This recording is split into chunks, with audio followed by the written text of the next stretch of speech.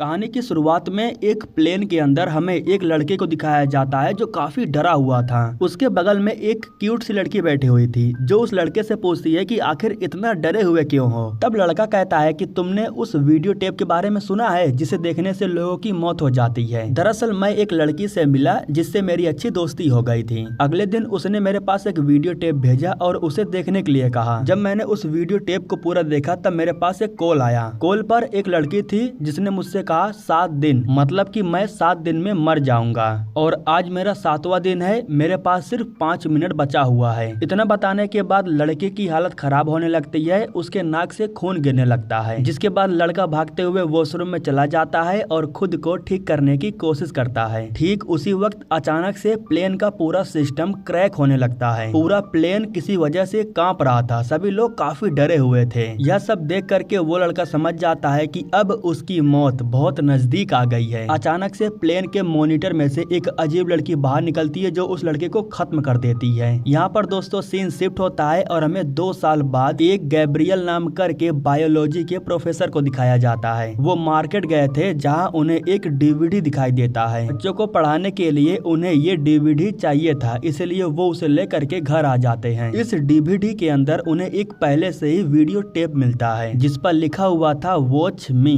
Professor उस video tape को DVD में लगा करके स्टार्ट कर देते हैं। जब उन्होंने उस वीडियो को प्ले किया तो उस टेप में बहुत ही अजीब अजीब किस्म का वीडियो पड़ा हुआ था। वीडियो को पूरा देख लेने के बाद उनके फोन पर एक कॉल आता है। कॉल पर एक लड़की थी जो कहती है 7 दिन, जिसका मतलब साफ था कि अब गैब्रियल के पास सिर्फ 7 दिन का वक्त बचा हुआ है। अब यहाँ पर सीन शिफ्ट होता है और हमें जूलिया नाम करके एक लड़की को दिखाया जाता है। इस वक्त वो अपने बॉयफ्रेंड होल्ट के साथ में एंजॉय कर रही थी। दरअसल होल्ट स्कूल की पढ़ाई पूरा कर चुका है, इसलिए वो कॉलेज शिफ्ट होने जा रहा था। उसके पिता सारे पैकिंग कर चुके थे, वो होल्ट को कॉलेज छोड़ने के लिए जा रहे थे। आखिरी बार जूलिया उससे मिलती है और कहती है कि कॉल करते रहना, मुझे भूल मत जाना। कॉलेज पहुंच जाने के लगभग 7 दिनों बाद होल्ट कॉल करता है और बताता है कि बायोलॉजी के सर परेशान करके रखे हैं, समय नहीं मिल पाता है इसलिए मैं कॉल नहीं कर पाता। वीडियो कॉल पर ही रोमांस शुरू होने वाला था, लेकिन तभी होल्ट के दोस्त आ जाते हैं जो कि उसे लेकर के पार्टी में चले जाते हैं, तो इसलिए इनकी बात नहीं हो पाती है। जाने से पहले वो जूलिया से कहता है कि मैं कॉल करूंगा, लेकिन हफ्ते से ज्यादा हो गया था, होल्ट का कोई कॉल नहीं आया था। एक दिन जब जूलिया सो रही थी तब होल्ट अचानक से उसके बहुत करीब आ गया था। वो आते ही जूलिया के साथ रोमांस शुरू कर देता है, लेकिन बाद में जूलिया को एहसास होता है कि वो होल्ट नहीं है बल्कि ये उसका बुरा सपना है। ठीक उसी वक्त होल्ट का वीडियो कॉल आता है। जूलिया जब कॉल को रिसीव करती है तो होल्ट के बजाय वीडियो कॉल पर कोई लड़की थी जो कि काफी डरी हुई थी और जूलिया से कहती है कि होल्ट कहाँ पर है, मुझे वो चाहिए। इतना कहते ही कॉल कट हो जाता है। हालांकि जूलिया होल्ट के पास कॉल भी करती है लेकिन वो कॉल रिसीव नहीं कर रहा था,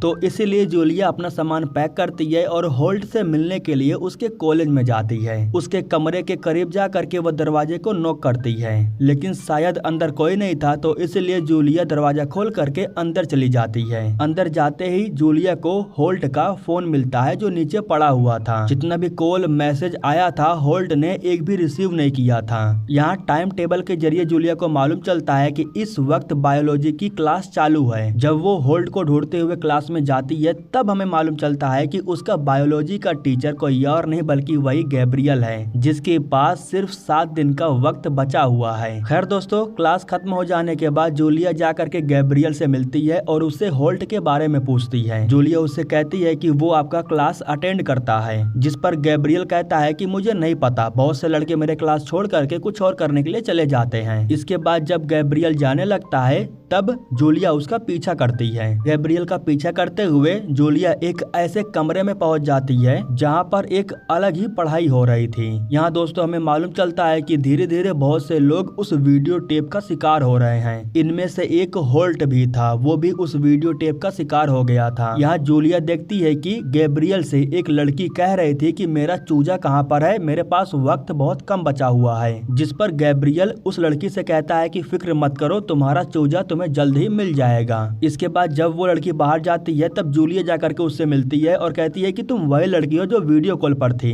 जूलिया उस लड़की से पूछती है कि होल्ट कहाँ पर है, जिस पर वो लड़की कहती है कि मैं तुम्हें उससे मिलवा सकती हूँ। इसके बाद वो लड़की जूलिया को लेकर के अपने घर जाती है। अंदर जाते ही वो लड़की कमरे को अंदर से लॉक कर देती है। दोस्तों यहाँ सीन कुछ ऐसा है कि ये लड़की अपनी जान बचाने के लिए जूलिया को वीडियो टेप दिखाना चाहती है। अगर जूलिया वीडियो टेप को देख लेती है तो इस लड़की की जान बच जाएगी। के पास टाइम बहुत कम बचा हुआ था। वो अपनी वीडियो की एक फटाफट कॉपी बनाने लगती है। ठीक उसी वक्त लड़की के फोन पर होल्ड का मैसेज आता है और इस मैसेज को जूलिया देख लेती है। वो लड़की अपने लैपटॉप में बिजी थी, इसलिए उसे इस बारे में नहीं पता चलता है। ये लड़की जूलिया से कहती है कि मैं तुम्हें एक वीडियो दिखाना चाहती हूँ। ठीक उसी वक्त लड़की के फोन पर मैसेज आता है कि देखना मत, और इस मैसेज को जूलिया पढ़ लेती है। लड़की को जैसे ही इन सब के बारे में मालूम चलता है तो वो जूलिया पर अटैक कर देती है और उससे कहती है कि प्लीज इस वीडियो को देख लो, अगर तुम इस वीडियो को देखोगी तो मेरी जान बच जाएगी। लेकिन तभी जूलिया उस लड़की को धक्का देने के बाद खुद को एक अलग कमरे में बंद कर लेती है। लड़की के पास जो वक्त था वो खत्म हो चुका था,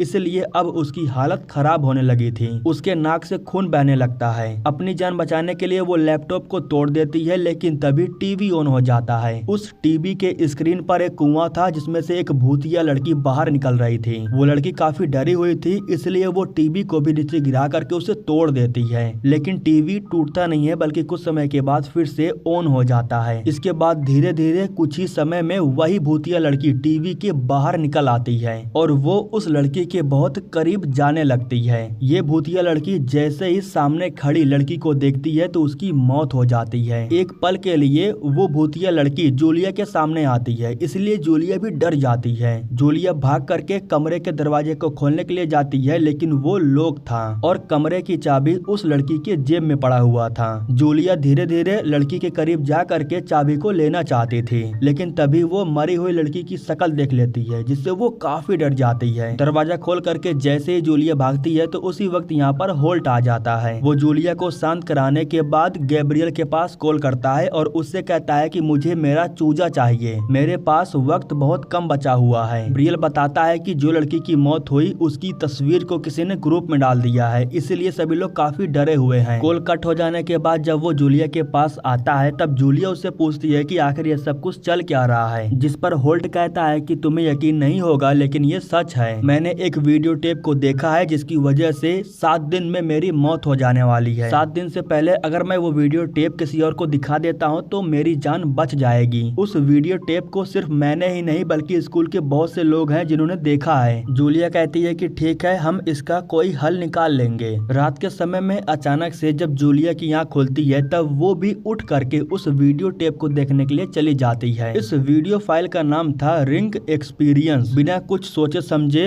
वो होल्ट की हेल्प करने के लिए इस वीडियो टेप को पूरा देख लेती है। इस वीडियो को पूरा देख लेने के बाद हर बार की तरह इस बार भी एक कॉल आता है। जूलिया जब कॉल को रिसीव करती है तब सामने से लड़की कहती है कि 7 दिन। इतना कहते ही जूलिया एक दूसरी दुनिया में पहुंच जाती है जो कि आत्माओं की दुनिया है। जब वो इस दुनिया में थी तभी अचानक से उसके साथ कुछ तो जरूर होता है, जिसकी वजह से उसका हाथ जल जाता है और उसके हाथों पर एक निशान बन जाता है। हाथ पर जो निशान बना हुआ था इसके बारे में और जानने के लिए ये लोग गैब्रियल के पास जा रहे थे। रास्ते में अचानक से कार के सामने एक परिंदा आ जाता है जिसको देख जूलिया काफी डर जाती है। कार रोकने के बाद जूलिया उस परिंदे को देखने के लिए करीब जाती है, लेकिन तभी उसके सामने एक ट्रक आ जाता है। शुक्र था कि पीछे होल्ट था जो जूलिया को खींच करके उसकी जान बचा लेता है और अगले ही पल वो परिंदा भी यहाँ से गायब हो जाता है। कुछ समय के बाद जब ये दोनों गैब्रियल के पास पहुँच जाते हैं तब वो जूलिया के हाथों को स्कैन करता है। गैब्रियल कहता है कि इन सब से कुछ नहीं होने वाला है, तुमने वीडियो को देख लिया है और अगर तुम्हें अपनी जान बचानी है तो वीडियो की कॉपी बनाओ और उसे किसी और को दिखाओ। सुन करके जूलिया कहती है कि मैं किसी और को बलि का बकरा नहीं बनाऊंगी। वो वीडियो की कॉपी नहीं बनाना चाहती थी, लेकिन होल्ट के कहने पर वो कॉपी बनाने के लिए तैयार हो जाती है। लेकिन दिक्कत की बात ये थी कि जूलिया के वीडियो की कॉपी बनती ही नहीं है, क्योंकि बाकी के वीडियो फाइल से जूलिया का फाइल काफी बड़ा था। इसलिए गैब्रियल चेक करता है कि आखिर उसकी वीडियो फाइल बड़ी क्यों है। तब इन्हें वो परिंदा दिखाई देता है जो किसी और वीडियो में है ही नहीं, और इस तरीके से उन्हें उस फाइल के अंदर एक और फाइल मिलती है। मतलब कि वीडियो के अंदर ही एक और वीडियो छुपी हुई थी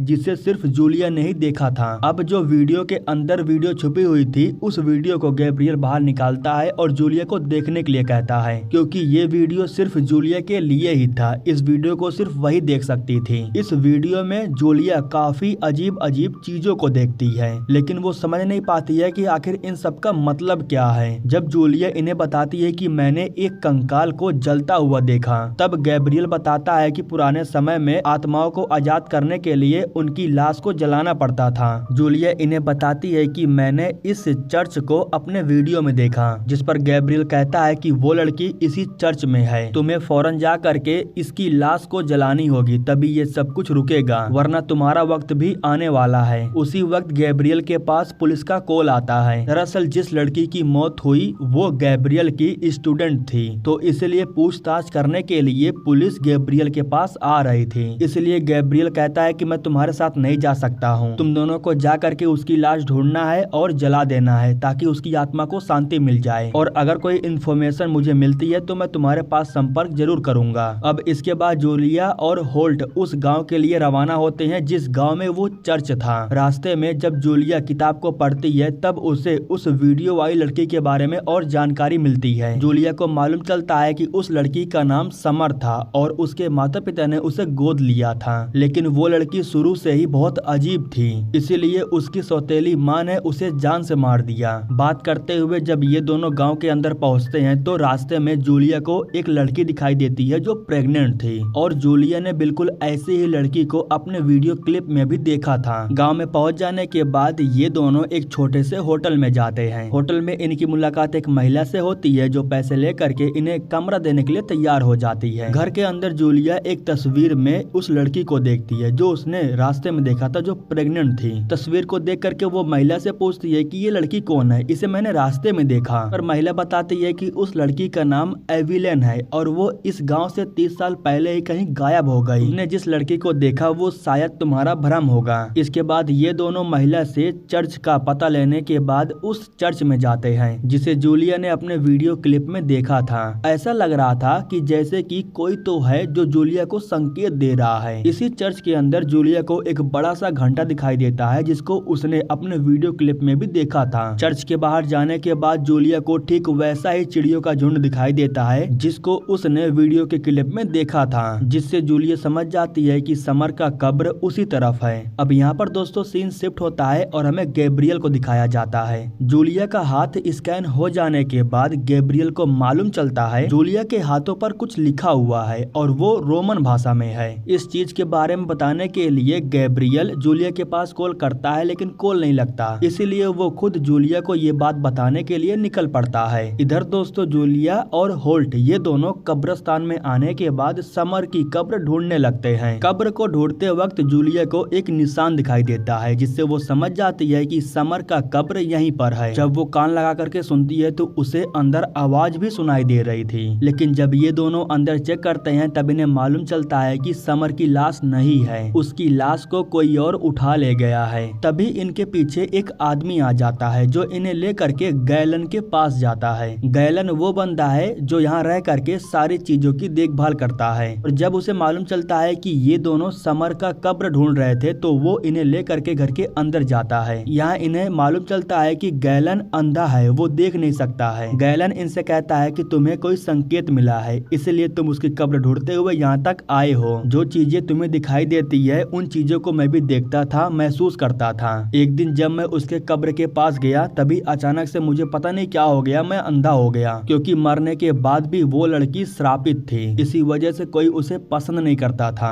उसी लड़की की वजह से गाँव में बाढ़ आया था जिससे सब कुछ तबाह हो गया। हमारे चर्च में जो फादर थे उन्होंने ही उस लड़की की हेल्प की थी। लड़की की मौत हो जाने के बाद भी हमारे गांव में शांति नहीं थी। इसी वजह से गांव के लोगों ने उस लड़की के कब्र को उठवा करके जंगल में रखवा दिया, जो यहाँ से काफी दूर है, लेकिन अगर तुम जाना चाहते हो तो जा सकते हो। जानकारी मिल जाने के बाद जब ये दोनों वापस लौट रहे थे तभी इनकी मुलाकात रास्ते में पुलिस से हो जाती है। दरअसल यहाँ एक्सीडेंट हुआ था, इसलिए पुलिस इन्हें आगे नहीं जाने दे रही थी। लेकिन तभी जूलिया यहाँ पर फिर से उसी प्रेग्नेंट लेडी मतलब कि एविलेन को देखती है। जूलिया जब उस लड़की का पीछा कर रही थी तब उसे गैब्रियल का कार दिखाई देता है, जिसके बाद इन्हें मालूम चलता है कि जो एक्सीडेंट हुआ था वो गैब्रियल का हुआ था। गैब्रियल अभी भी जिंदा था और वो जूलिया से कुछ कहने की कोशिश कर रहा था, लेकिन तभी बिजली का टावर आकर के कार के ऊपर गिर जाता है। हालांकि जूलिया को होल्ट बचा लेता है, लेकिन गैब्रियल को नहीं बचा पाता, उसकी मौत हो जाती है। जब ये लोग गैब्रियल की किताब को देखते हैं तब इन्हें मालूम चलता है कि वो इन्हें कुछ बताने के लिए आ रहा था। रात काफी ज्यादा हो गई थी, इसलिए दोनों वापस से होटल में आ जाते हैं। जूलिया को भूख लगी हुई थी, इसलिए होल्ट उसके लिए खाना लाने के लिए बाहर होटल में चला जाता है। इस दौरान जब जूलिया घर पर अकेली थी तब वो एक बार फिर से रिंग एक्सपीरियंस वाला वीडियो को देखने लगती है। इस वीडियो को देखने के बाद उसे फिर से कुछ याद आ जाता है, इसलिए वो दोबारा से रात के समय में चर्च के पास जाती है। खिड़की पर कांच लगा हुआ था जिसको तोड़ करके वो चर्च के अंदर चली जाती है। वो उस बड़े से घंटे के पास जाती है जिसे उसने वीडियो के क्लिप में देखा था। इस बड़े से घंटे के बिल्कुल नीचे पता नहीं क्यों लेकिन उसे रेड कलर से पेंट किया गया था। जब जूलिया अच्छे से चेक करती है तब उसे बेसमेंट का एक दरवाजा दिखाई देता है। सीढ़ियों की मदद से वो अंदर आ जाती है और फिर यहाँ उसे मालूम चलता है कि एविलिन जो कि 30 साल पहले गायब हो गई थी उसको यहीं पर रखा गया था। अचानक से लाइट चालू हो जाता है और ठीक उसी वक्त सामने के दरवाजे को कोई अंदर से जोर जोर से पीटने लगता है। जूलिया जा करके जब दरवाजे को खोलती है तब उसे अंदर एविलिन की परछाई दिखाई देती है जिसको देख करके वो डर जाती है। अंदर जाने के बाद जूलिया को मालूम चलता है कि उस बेचारी लड़की को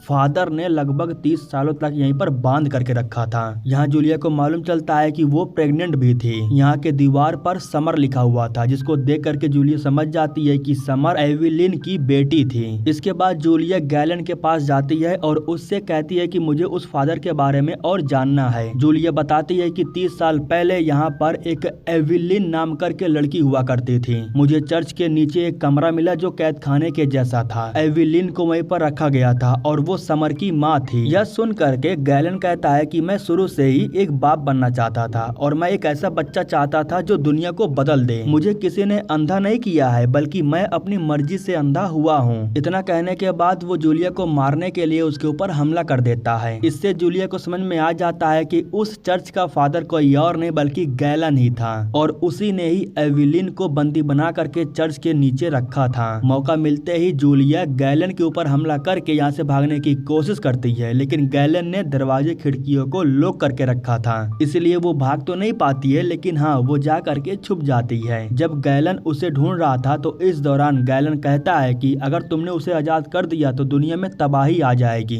इसीलिए मैं तुम्हें उसे आजाद करने नहीं दूंगा। इस बीच मौका मिलते ही जूलिया गैलन को सीढ़ियों से नीचे धक्का दे देती है और उससे कहती है कि समर तुम्हारी बेटी थी। इसके बाद समर जूलिया को एक कमरे की तरफ आने का इशारा करती है। जूलिया जैसे ही कमरे के अंदर जाती है तो वो खिड़की पर ढेर सारे छोटे छोटे जीवों को देखती है और ये जीव कांच को तोड़ देते हैं जिससे धूप की जो रोशनी थी वो एक दीवार पर पड़ रही थी। दीवार को देख करके जूलिया समझ जाती है कि एविलिन को यहीं पर रखा गया है। दीवार को तोड़ने के बाद उसे दीवार के पीछे एक कंकाल दिखाई देता है जो एविलिन का था। तभी यहीं पर फिर से गैलन आ जाता है जो जूलिया के ऊपर हमला कर देता है। हमला करने की वजह से जूलिया का फोन नीचे गिर जाता है और उसमें वो वीडियो प्ले हो जाता है जिसके बाद समर उस कुएं में से फिर से बाहर निकलने लगती है। आज जूलिया का आखिरी दिन था, वो भी आज मरने ही वाली थी। समर बाहर निकलने के बाद गैलन को जान से मार देती है लेकिन वो जूलिया और होल्ट को चोट नहीं पहुंचाती है। आखिरी में जूलिया और होल्ट ये दोनों एविलिन की कंकाल को बाहर ले जाने के बाद उसे जला करके आजाद कर देते हैं। इसके बाद दोस्तों ये दोनों शांति से वापस अपने घर आ जाते हैं लेकिन जूलिया के हाथों पर जो निशान था वो अभी भी था, वो हटा नहीं था बल्कि उसके हाथों की जो चमड़ी थी वो पता नहीं क्यों निकल रहा था। अचानक से जूलिया को अपने मुंह के अंदर कुछ महसूस होता है जिसको खींच करके जब वो बाहर निकालती है तो वो काफी अजीब चीज था। उसी वक्त जूलिया को समर दिखाई देती है जो जूलिया से कहती है कि मुझे माफ कर देना लेकिन ये रुकेगा नहीं। इतना कहने के बाद रिंग एक्सपीरियंस की जो वीडियो थी वो अचानक से कॉपी हो जाती है और लोगों के पास शेयर होने लगती है। जूलिया के हाथों पर जो निशान था उसका मतलब था रीबर्थ यानी कि पुनर्जन्म। हो सकता है कि समर एक नए रूप में वापस आए। खैर दोस्तों इसी सस्पेंस के साथ ये कहानी यहीं पर खत्म हो जाती है।